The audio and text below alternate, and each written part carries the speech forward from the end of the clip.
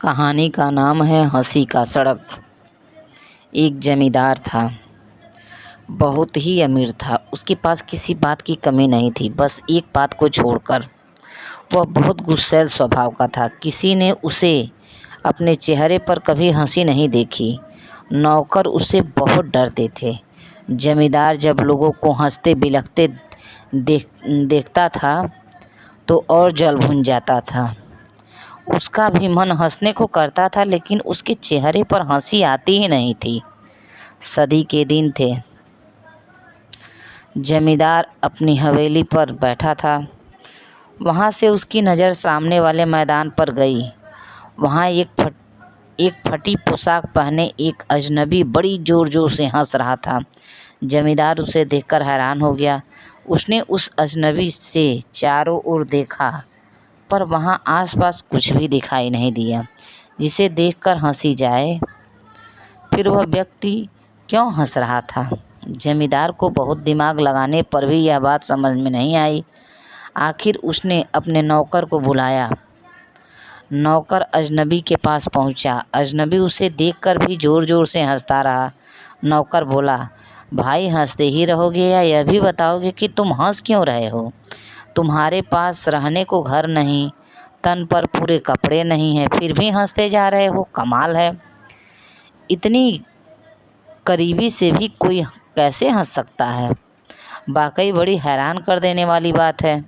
उसकी बात सुनकर अजनबी बोला, भैया दरअसल मैं हंसने की कोशिश नहीं करता, बस हंसी अपने आप अंदर से निकलती है, मैं हंसने लगता हूँ। नौकर बोला, अरे तुम कितनी बार हंस लेते हो, और हमारे जमींदार को तो हंसी की बात पर भी गुस्सा आता है। मुझे बताओ कि किस बात पर हंस रहे हो? जमींदार ने तुम्हारे पास मुझे यही जानने के लिए भेजा है।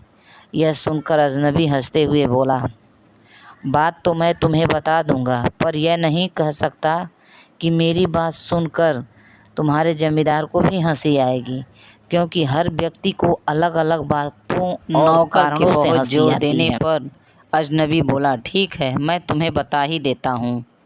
रात मुझे एक सपना आया था कि मैंने देखा कि मेरे सामने थाल में ढेर सारे लड्डू ढूंढ। जैसे ही मैंने लड्डू लेने के लिए हाथ आगे बढ़ाए, वे मेरी आंखों के सामने से उड़ गए। बस यही बात सोचकर मुझे हंसी आ रही है कि मैं कैसा व्यक्ति हूँ जो सपनों में भी लड्डू नहीं खा सका। यह सुनकर नौकर जमींदार के पास जाकर बोला, वह बोला, सरकार, मैं समझ गया हूँ कि वह अजनबी कैसे हंसता है। इसके बाद नौकर के लड्डू का थाल मंगवा कर जमींदार के सामने रख दिया।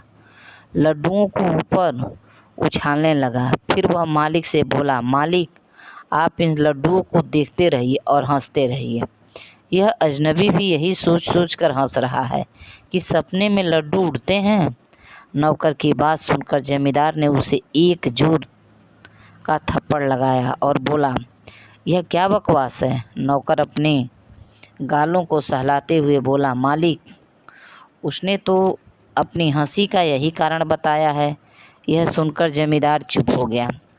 नौकर के आने के बाद वह वहाँ उसे लड्डुओं के बारे में सोचता रहा, पर उसे उन लड्डू का क्या हुआ के बारे में सोचता बिल्कुल हंसी नहीं आई। आखिर अकेले में जमींदार ने सबकी नज़रें बचाकर उन लड्डुओं को उछाल कर ही भी देखा, लेकिन उसके चेहरे पर हंसी नहीं आई।